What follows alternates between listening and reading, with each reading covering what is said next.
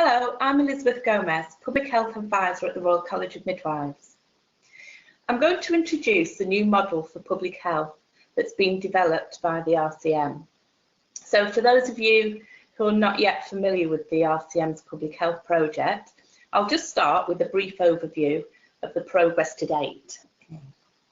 So in response to some key publications, in particular this one, the Nursing and Midwifery Contribution to Public Health, Improving Health and Wellbeing, whereby the remit for women and their babies was ascribed predominantly to health visitors, with no acknowledgement of the midwives' contribution.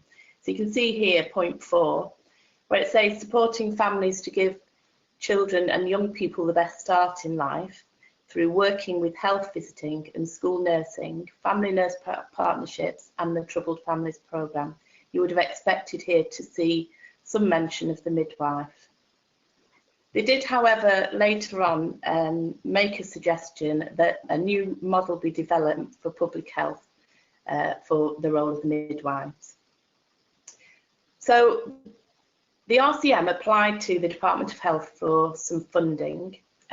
So this was Department of Health England, and it was to undertake some research to establish midwives and maternity support workers' knowledge of and input into the public health agenda. And the aim was to develop a new public health model for maternity services. So having secured the funding from the Department of Health, a tender went out and Cardiff University were commissioned to undertake the initial stage of the project. Using social media, midwives, maternity support workers, student midwives, midwifery educators, for instance, and managers were recruited to a series of closed online Facebook groups. At the time, it wasn't possible to engage service users in this study, so the RCM conducted their own closed focus group for women via Facebook, and 14 women took part, representing 14 separate trusts across England. So both of these studies produced a large amount of excellent data that was then used to inform the development of an audit questionnaire that was subsequently sent to all RCM members. The questionnaire elicited 2,242 responses from midwives, MSWs, student midwives and health visitors across the 4 countries. And following thematic analysis of the data, it was apparent that 86% of respondents were from England. And as a Department of Health funded project, it was this data that was taken forward to a think tank.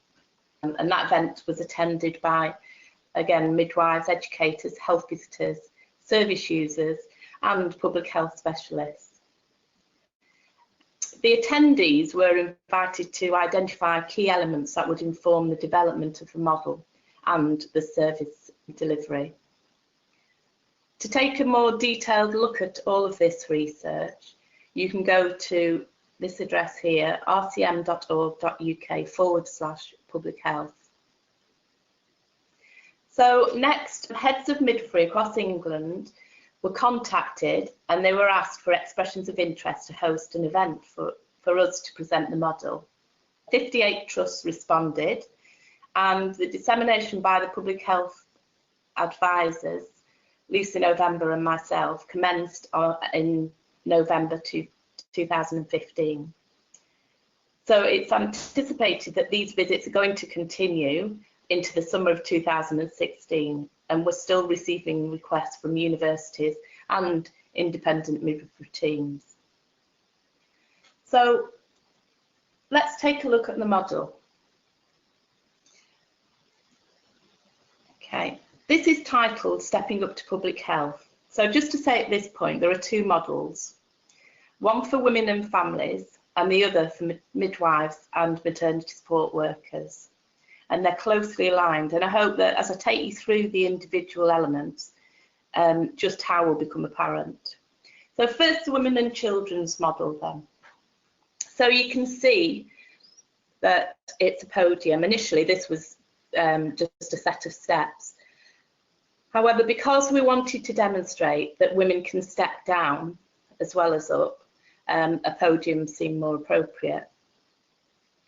Similarly, these arrows here are there simply to demonstrate that support, information and care for women may be stepped up as well as stepped down.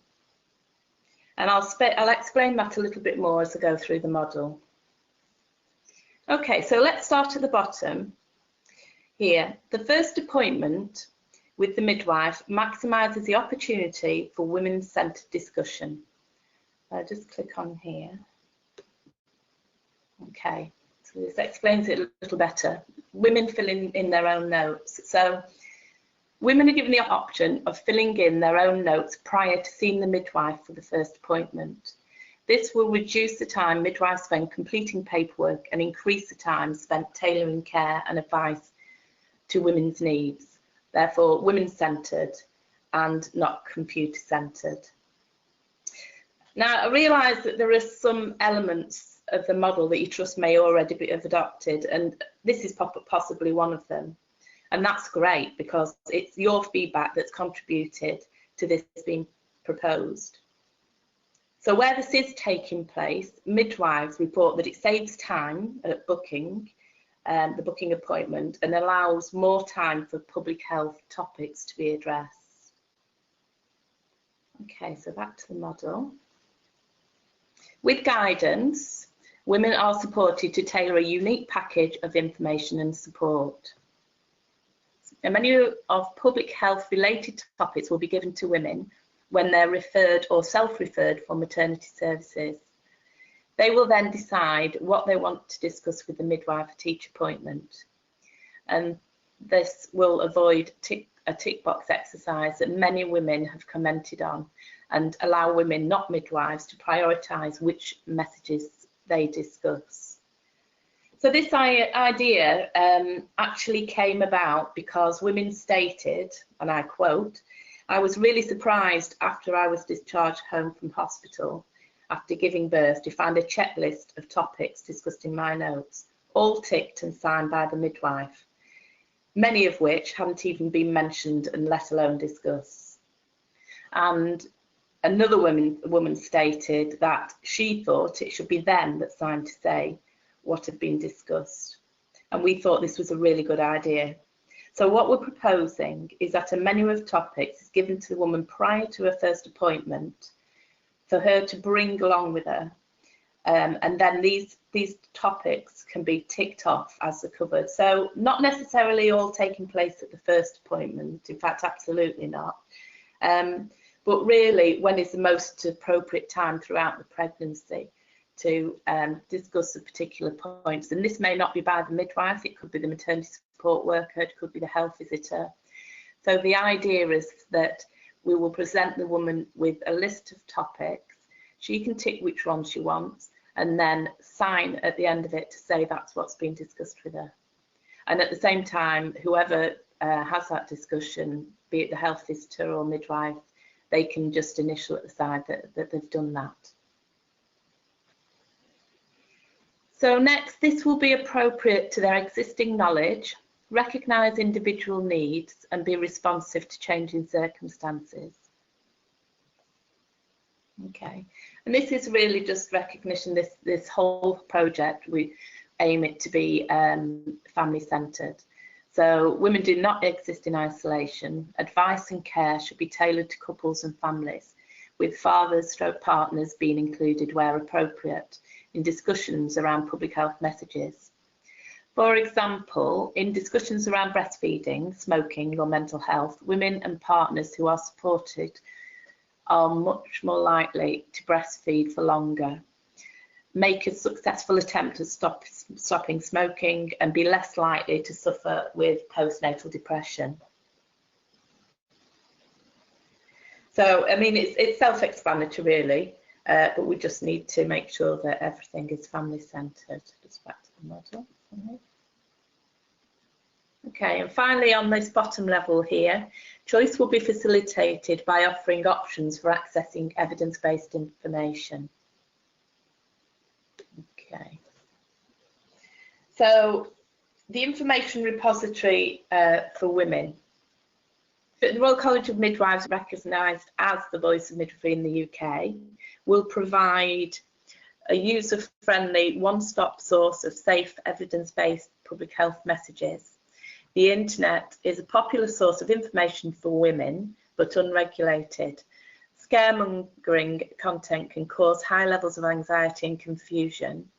This RCM-hosted site will allow families to choose to access information which is reputable and unbiased by commercial interest. And what we feel is that it would be a great resource for midwives to be able to direct women to. So there will be a list of topics that they can click on that will link to other reputable sites. For example, the Royal College of Obs and Gynae, NICE, NHS Choices, Lullaby Trust, SANS, Baby Buddy, etc. And we've recently secured further funding to develop an app, which is what women are telling us that they really want. All right, I'm just going to show you how this might look for women.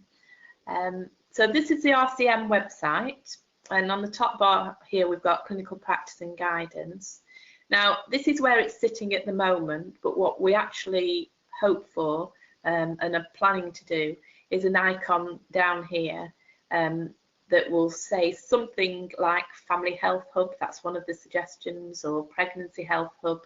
We haven't entirely decided what we're going to call it yet, but at the moment you can see if I click on here, the drop box comes down here. At the moment you can click on public health information, and there are some examples here, and hopefully it's going to look a bit prettier than this with some pictures and different icons, but just to show you how it will work. So the woman will click on whichever information she's looking for. This is caring for your baby at night, for instance. And okay, so safe sleeping for babies. You can see these are really good resources, especially for women who perhaps English isn't their first language, with the tick boxes and, for instance, this one, what to avoid. And so that's just a little example of how we actually see the information repository working. All right, that's the bottom layer here. So just to explain a little bit now about these other layers. So just taking a look now at the next level. This is for women with additional medical risk factors. You can see that here. And over here, we've got women with complex social factors. This could be a diabetic lady, for instance, and over here that could be a teenage pregnant lady, or somebody who is homeless, but she may also be a diabetic as well. So obviously more complex factors there. Some of these women will fall into both categories, and that just shows that. And we have seen a fragmentation of care as funding has been pulled across the country. And so really this is just ensuring that these disciplines continue to work together. At the top here, we've got women requiring care outside of the midwifery team while still remaining under the care of the midwife. So, for instance, and let me use the example of the diabetic lady again. So if you have a community midwife here, and she refers to, if you're lucky enough to have a specialist diabetic liaison midwife there, that diabetic liaison midwife may also then refer up to the medical team, but the woman will still remain under the remit of the midwife, and hopefully back to the community midwife here, certainly for her postnatal care. This arrow here is just giving an example of perhaps a woman who has SPD, for instance, who you feel would need to see a physiotherapist, and it's just showing that you could refer up straight up there to a physio, so somebody out of the midwifery services in most cases, but she still would come back again. I'm not quite sure why that's jumped there, sorry about that. Okay, so just taking a look at these on the outside. So preconception advice, support and care. Lots of women were telling us that it would have been useful to have some advice, you know, around, say, supplements, folic acid, things like that, before they became pregnant. And we have seen examples while we've been travelling around the country of areas that still do provide a service for women. For instance, one area that holds a clinic every couple of weeks, and women can, and the partners can just come along for preconceptual advice. It still remains obviously under the remit of the midwife.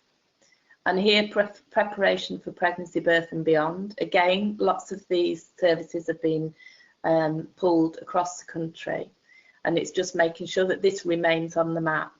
And we have had some fantastic examples as we've gone along, and I'll touch about those in the next model.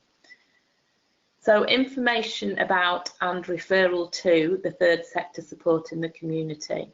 There is so much really good work going on out there that we need to make sure that we're linking to, and that midwives are aware of what's available for women out in the community. So that's just in recognition of that. So I'm just going to move on now to the other model. It's a complementary model, and this is showing the learning and training needs for midwives and maternity support workers, just to ensure that they have the initial skills and knowledge, as well as further educational input to remain up to date and, you know, to progress into specialist or perhaps enhanced roles. So if I just start where I left off on the corresponding model, you can see they're very closely aligned, but this is more of an action model. So where we have this on the other model, this is actually knowledge of. So knowledge of and referral to third sector support in the community. And again here, engage in preconception advice, support and care. And here, facilitate preparation for pregnancy, birth and beyond. So I'll start at the bottom level again. You can just see here, sorry, this is for continued professional development, education and practice, so encompasses all really. Okay, midwives support women and the partners to design their own journey into parenthood. I won't click onto that icon really, because that's the one that is demonstrating women filling out their own notes and the menu. So if we just move on, whilst ensuring that key essential topics are raised with all women. So I'm sure you've already thought by now, it's usually mentioned when we're presenting this, that there are obviously some topics that must be discussed with all women, and this is where these come in here. Okay. So some topics are for everyone, whilst giving women the freedom to choose which public health messages are focused on throughout the childbearing continuum. There are certain messages that midwives will need to raise with all women stroke couples, and this can be adapted at local level to suit local needs. We held a think tank, and these were the topics that most of the professionals there felt needed to be included. As we've gone around the country, both Lucy and I, we've adapted these somewhat. For instance, including attachment to the infant feeding, safe sleeping and co-sleeping. And for healthy eating stroke lifestyle, for instance, lots of people were mentioning that obesity should have been on there. However, one particular area that I went to also suggested that they had a problem with their women being anorexic. So we felt that healthy eating stroke lifestyle would cover that. The others, pretty self-explanatory really, but safeguarding domestic abuse, very high on the agenda at the moment. Alcohol, and that incorporates substance misuse as well. Smoking, and we wanted to just put there the risks of passive smoking, even for those who are non-smokers. Screening for mother and baby, and immunisations for mother and baby, and of course mental health and FGM. This was one that caused quite a lot of discussion when we were going around, as there are certain areas who haven't yet had women who with FGM. However, they still recognise that it is very high on the agenda, and can include women that underage women, for instance, that have had piercings. So midwives receive ongoing training to enable them to deliver women-centred public health messages in a sensitive, consistent and timely manner, ensuring that they're up to date with all current information. So this icon here, I'll just press on here, is around the iLearn modules. So what we intend to do is to develop some modules for RCM members. They will have to be a member because this will be password protected. So the RCM iLearn covers a wide range of public health topics. All learning can be uploaded to a professional portfolio, facilitating CPD and revalidation requirements. Okay, so some examples here, which I won't read out because I'm sure you can do that. But what our intention is to do some new modules, and particularly one for maternity support workers. The maternity support workers in the survey and in the first research that was undertaken by Cardiff highlighted that they had a lack of training around a lot of public health issues. And so we felt that providing them with a module on iLearn would be beneficial and be able to get several messages across there for them. There is going to be another module, I believe there's one actually being developed around communication, but communication was also very prominent in this study, in that women reported that midwives often seemed a bit uncomfortable about delivering certain sensitive topics, and also that sometimes communication was inappropriate, that the way they broached subjects. But I believe there is one being developed at the moment, and so if not, that is something that we intend to do. And the other topics have yet to be decided, but there will be at least 4 new modules around public health. Okay. And then just finally at the bottom here, maternity support workers are supported with training for all relevant aspects of the public health role in order to ensure that by developing their knowledge and skills, their contribution to the midwifery team is widened.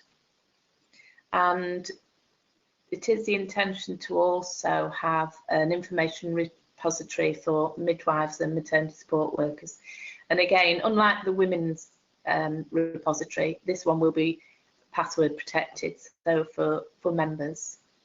I'll just read that. The public health remit is becoming wider, with ever more information and advice being issued, which midwives and maternity support workers need to be aware of. The RCM will help them stay informed by hosting a repository of the most up-to-date information and advice, with downloadable leaflets, useful contacts and hyperlinks direct to reputable, non-biased support sites for women and the families and midwives and maternity support workers. Right, so that's this bottom level covered. As we step up again, just like the women and families model, this is about the specialist midwives and maternity support workers for women with additional medical risk factors. So again, this would be the diabetic lady, or somebody who perhaps has epilepsy, mental health issues. It could be a teenager, it could be a smoker. And these would all come into this category because of the risk. And over here, the specialist midwives and MSWs for women with complex social factors. So it could incorporate, again, all of those. but these women will have additional needs. It could be that you know, they're asylum seekers, they're homeless, and they may have multiple needs as well. And just ensuring that these practitioners continue to work together. So just before we move up to the next level, I'll just explain these icons. So here we've got good practice case studies. There are an abundance of excellent public health initiatives around the country, and these will be gathered into a collection of case studies allowing good practice to be widely shared, particularly around specialist public health midwifery roles. Case studies will give insights into the process of setting up a new service, as well as practical tools such as care pathways. So there were several reasons why we came up with this idea. One was certainly going around the country and seeing all the different initiatives that trusts had developed and different units, and thinking really that how it would be such a good idea to share those practices and to showcase them. So even if it's a really small initiative, we've asked people to write to us and let us know what they're doing. But also every year for the RCM Awards, there's lots of really amazing work submitted, and obviously they can't all win, and we just thought it would be a really good idea to use some of those, with their permission of course, and showcase them on the RCM website. And we plan to do this on the outside, so this won't be password protected. Then if you're setting up anything in a service in your area and you think, oh, so-and-so did that somewhere else, let's have a look at what they did, then you can use that and we can all make sure that we're sharing. So that is something that is just in the process of being developed, and like all the other resources that I've spoken about so far will be ready around June this year. I'll just go back to the model there. And next, this icon here. So this one is around the role of the maternity support worker, and really this is the paragraph at the bottom here that's important. Maternity support workers must not be used as substitutes for midwives. This was the NMC in 2012, or to cover shortfalls in midwifery staffing numbers.